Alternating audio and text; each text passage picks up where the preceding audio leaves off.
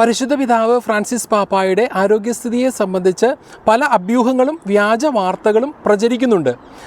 ഇന്ന് ഫെബ്രുവരി മാസം 24-ാം തീയതി രാവിലെ 8:15 പരിശുദ്ധ സിംഹാസനത്തിൻ്റെ ഔദ്യോഗിക മാധ്യമ വിഭാഗം പുറപ്പെടുവിച്ച പ്രസ്താവനയനുസരിച്ച് പരിശുദ്ധ പിതാവ് കഴിഞ്ഞ രാത്രി സമാധാനത്തോടെ ഉറങ്ങി എന്നാണ് നാം മനസ്സിലാക്കുന്നത്. കഴിഞ്ഞ 14-ാം തീയതി, അതായത് ഫെബ്രുവരി മാസം 14-ാം തീയതി കടുത്ത ബ്രോങ്കൈറ്റിസ് മൂലം അദ്ദേഹത്തെ റോമിലുള്ള ജെമല്ലി ആശുപത്രിയിൽ പ്രവേശിപ്പിച്ചതാണ്. തുടർന്നുള്ള ദിവസങ്ങളിൽ നടന്ന പരിശോധനകളിൽ, പ്രത്യേകിച്ച് എക്സ്റേയും CT സ്കാനും ഉൾപ്പെടെയുള്ള പരിശോധനകളിൽ അദ്ദേഹത്തിൻ്റെ ഇരു ശ്വാസകോശങ്ങളിലും കടുത്ത ന്യൂമോണിയ ബാധിച്ചു എന്ന് വത്തിക്കാൻ ഔദ്യോഗികമായി സ്ഥിരീകരിച്ചിരുന്നു.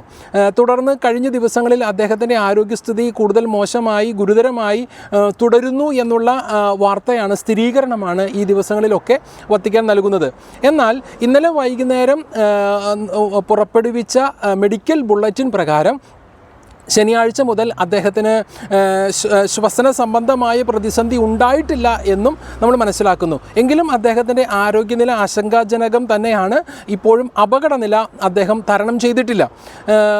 അദ്ദേഹത്തിന് രക്തത്തിൽ ഹീമോഗ്ലോബിൻ്റെ അളവ് വർദ്ധിക്കുന്നതിന് വേണ്ടിയിട്ട് 2 യൂണിറ്റ് രക്തം അദ്ദേഹത്തിന് നൽകി എന്ന് ആശുപത്രി വൃത്തങ്ങൾ സ്ഥിരീകരിച്ചു. ശ്വസനം സുഗമമാക്കുന്നതിന് വേണ്ടി ഓക്സിജൻ സപ്പോർട്ടിൽ തന്നെയാണ് ഇപ്പോൾ അദ്ദേഹം ഉള്ളത്. എങ്കിലും അദ്ദേഹം സന്തോഷവാനാണെന്നും അതുപോലെ തന്നെ ഈ ദിവസങ്ങളിലൊക്കെ അദ്ദേഹം പരിശുദ്ധ കുർബാന സ്വീകരിക്കുന്നുണ്ട് എന്നും വത്തിക്കാൻ ഔദ്യോഗികമായി അറിയിക്കുന്നുണ്ട്.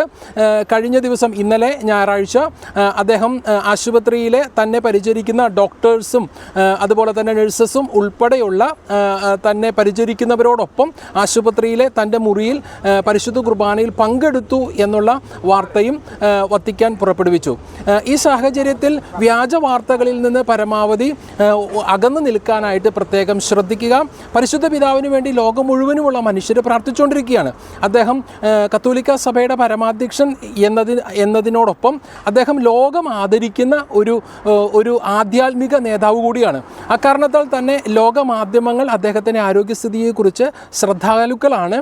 ലോകം മുഴുവൻ അദ്ദേഹം ആരോഗ്യത്തോടെ വത്തിക്കാനിലേക്ക് തൻ്റെ സ്ഥലമായ കാസ സാന്ത മാർത്തയിലേക്ക് തിരിച്ചു വരുന്നത് കാത്തിരിക്കുകയാണ്.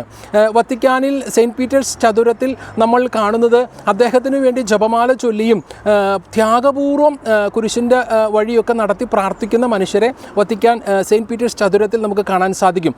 അതുപോലെ തന്നെ റോമിലുള്ള ജെമല്ലി ആശുപത്രിയുടെ മുൻഭാഗത്ത് നടുവിലായി ഉള്ള പരിശുദ്ധ ജോൺ പോൾ രണ്ടാമൻ പാപ്പായുടെ തിരുസ്വരൂപത്തിന് മുമ്പിൽ തിരികൾ കത്തിച്ചും തങ്ങളുടെ സ്നേഹപുഷ്പങ്ങൾ സമർപ്പിച്ചും കുട്ടികളും മുതിർന്നവരും വൈദികരും സന്യസ്തരും ഉൾപ്പെടെയുള്ളവർ എപ്പോഴും ജപമാല ചൊല്ലിയും മറ്റ് പ്രാർത്ഥനകൾ അനുഷ്ഠിച്ചും അവിടെ ത്യാഗപൂർവ്വം കണ്ണുനീരോടെ പ്രാർത്ഥിക്കുന്ന കാഴ്ച നമുക്ക് കാണാൻ സാധിക്കും. അപ്പോൾ ലോകം മുഴുവനും അദ്ദേഹത്തിന് മടങ്ങിവരവ് കാത്തിരിക്കുന്നു. അതോടൊപ്പം അദ്ദേഹത്തിന് വേണ്ടി ശക്തമായി പ്രാർത്ഥിക്കുന്നു. നമുക്കും അവരോടൊപ്പം അദ്ദേഹത്തിന് വേണ്ടി പ്രാർത്ഥിക്കാം. റോമിൽ നിന്ന് ബ്രദർ ജോ ബെൻ എലോഹിം.